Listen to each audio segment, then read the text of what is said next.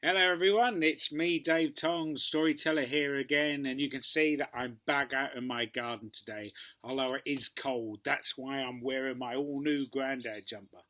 Although my head's still a bit cold, I've no idea why. And welcome to this, the second day of my fart tales. Now if you're new to my channel, you're probably thinking, why farts? Well, know this, people long ago, they were just like you in medieval times, just like you, for they too farted. And just like many of us today, so many people long ago, they liked to laugh about their farts, which brings us to my story. It's a story about a doctor of physic. Or more correctly, I should call her a wise woman. Her name was Cindy Lou. Now, some of you are thinking already, hang on, that's not a very medieval name. She should be called Maud, Matilda, maybe Marjorie, or even Agnes. Now, normally I would agree, except know this, such was the wise woman's skills, so advanced was she, that even her name was ahead of its time.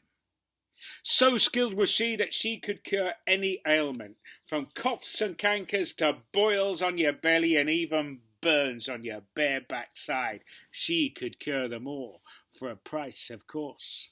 And such was her fame that people came from far and wide, lords and ladies, merchants and mayors, they travelled the land just to seek her advice. And so she became a rich and busy woman. Well, one day, a poor peasant, a poor young man, he came to see her. Know that he was long, lanky and lusty. There was nothing wrong with him. It's just that he had lost his donkey, and he couldn't be bothered to look for it himself. And so he said to anyone who would listen, he said, if that woman is sage enough to cure the sick, she must be learned enough to find that which is lost. But when he arrived at her fair and fine house, she was already busy, surrounded by lords and ladies, merchants and mayors, all of them chinking their coin in purses loudly, all of them demanding that she see to curing them first.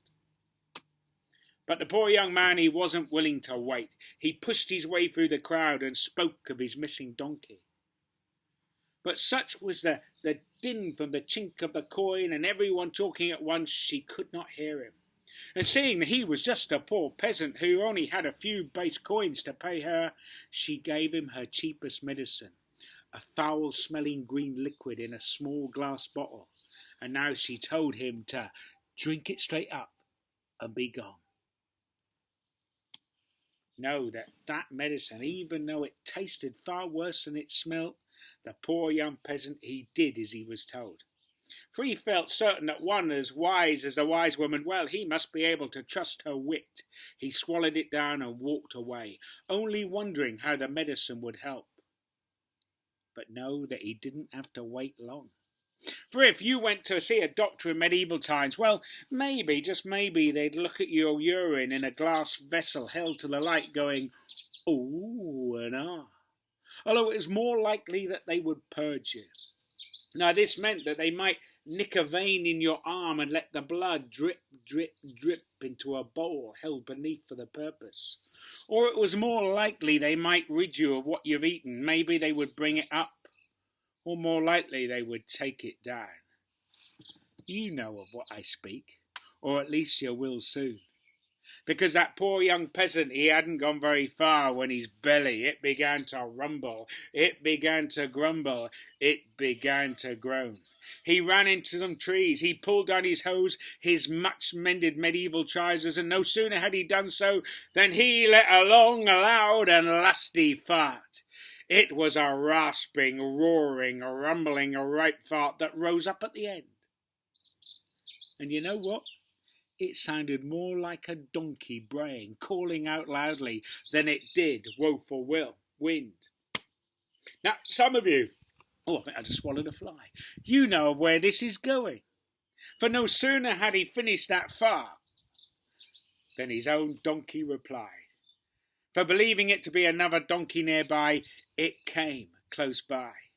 The young man pulled up those hose, he put a rope around the donkey's neck, and he took it home, only stopping on the way back to tell anyone who would listen that Cindy Lou truly was a wise, wise woman.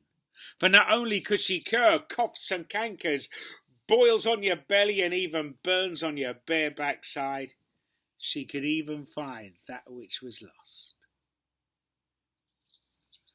There ends my second fart tale. I hope you enjoyed it.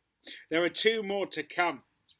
The next one in a couple of days' time, well, it's the first of 2 Chaucer tales, so you could say we're going for some high culture or maybe some low, depending on your point of view. It's quite a well-known tale involving a red-hot poker as well as a fart. The second tale, which will probably come on Sunday, well, it's a little less well-known. It's a story of a friar who has to divide a fart many ways. Now, this is a story that I first came across many years ago, but I never told it. In fact, I sat on it like you might do your own fart, wondering whether I should ever let it out in polite company. And by polite company, I mean, you know, your posh aunt. We all have one. She's the woman who thinks she's better than everyone else, who dusts all the leaves on all her house plants, who combs out all of your footprints from her lustrous shag pile rug. We all have one, or someone like that we know. But anyway, that's not until Sunday. For the moment, remember, keep washing your hands, even if you haven't farted, and goodbye.